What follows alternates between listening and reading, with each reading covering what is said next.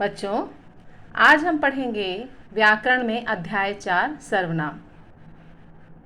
आपने पिछले अध्याय में संज्ञा के बारे में पढ़ा, लिंग, वचन, कारक के बारे में आपने जाना। आज हम पढ़ेंगे सर्वनाम कि सर्वनाम क्या है। एक उदाहरण है, सुगंधा 5वीं कक्षा में पढ़ती है। सुगंधा अपने मामा मामी के घर छुट्टियां बिताने दिल्ली आई। एक दिन सुगंधा के मामा मामी सुगंधा को लाल किला, कुतुब मीनार और इंडिया गेट घुमाने ले गए। इंडिया गेट में सुगंधा को बहुत मज़ा आया।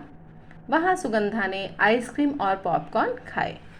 ये जब हम अनुच्छेद यानी पैराग्राफ जब हम पढ़ रहे हैं तो इसमें बार बार सुगंधा का नाम आ रहा है, और सुगंधा के बार बार नाम आने से कुछ ये जो अनुच्छेद है वो कुछ पैराग्राफ कुछ अजीब सा लग रहा है ना। बार बार सुगंधा 5वीं कक्षा में पढ़ती है, सुगंधा अपने माता पिता के घर छुट्टियां बिताने दिल्ली आई, एक दिन सुगंधा। तो फिर इस त्रुटि को दूर करने के लिए क्या किया गया है, अब देखें आप इस अनुच्छेद को हम फिर से पढ़ते हैं।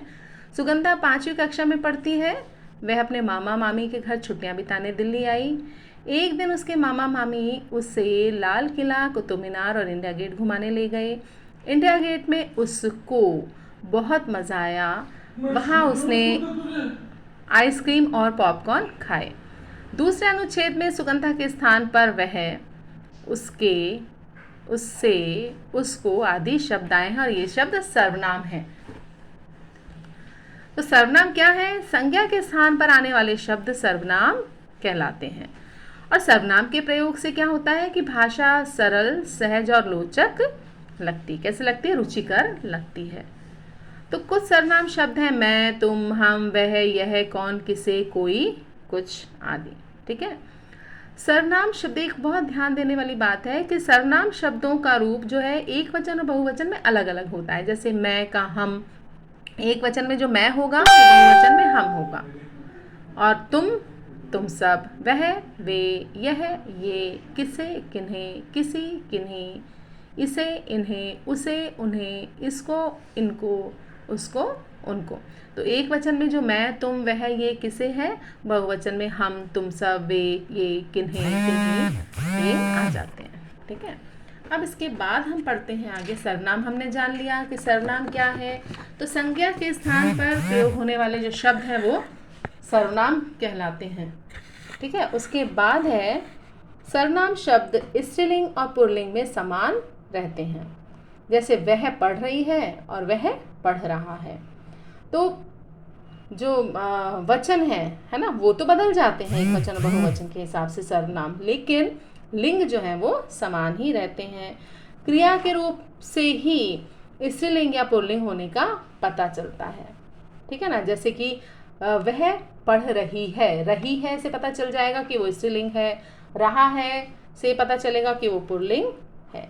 तो जो लिंग है वो समान रहते हैं सर्वनाम में, केवल क्रिया से हमें पता चल जाता है कि वो स्त्रीलिंग है या पुल्लिंग है।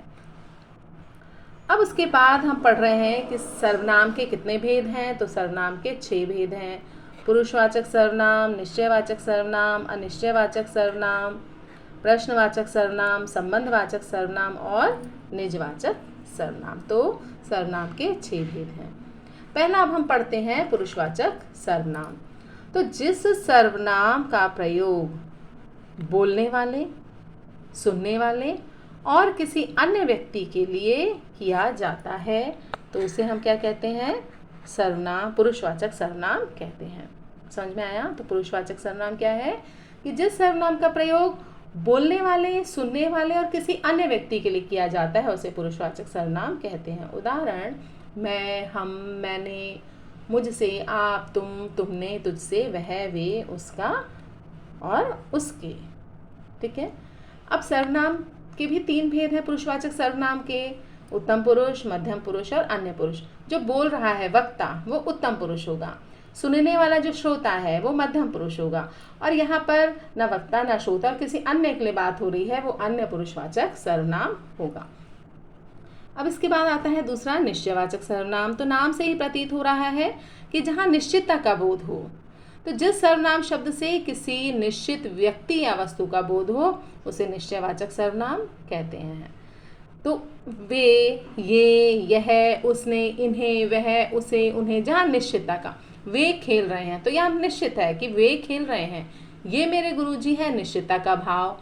उसने गरीबों की मदद की, यहाँ बिल्कुल निश्चितता का भाव है कि भाई उसने, मतलब कंफर्म है कि वो कौन है। लेकिन चूंकि संज्ञा के स्थान पर सर्वनाम प्रयुक्त होते हैं, इसलिए यहाँ नाम की जगह क्या है, वे, ये और उसने।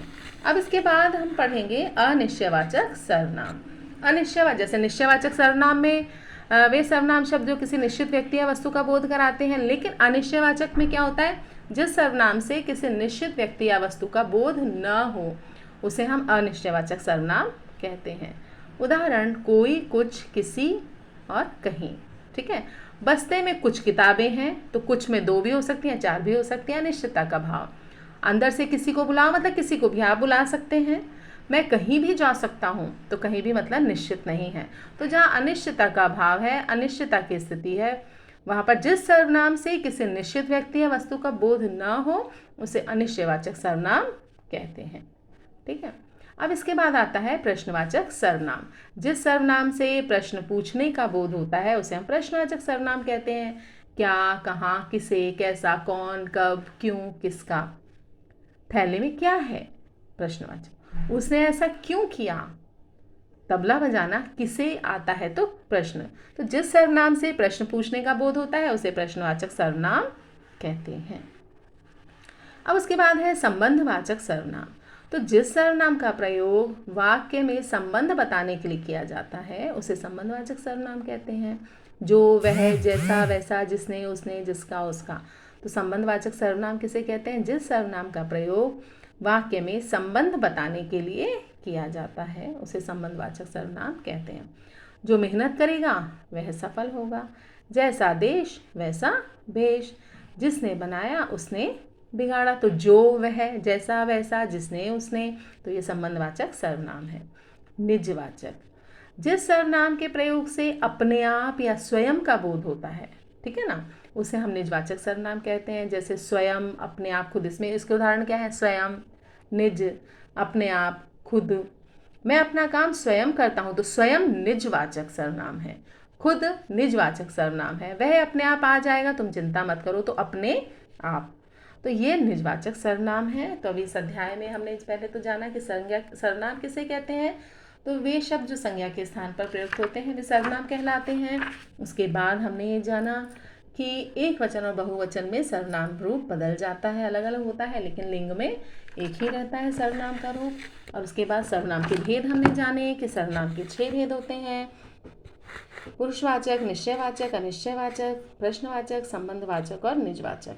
तो मैंने आपको इनके बारे में समझाया और मुझे आशा है आपको ये समझ में आ गया होगा। अब अगले नेक्स्ट में इसके आपको प्रश्नोत्तर और अभ्यास भेजूंगी।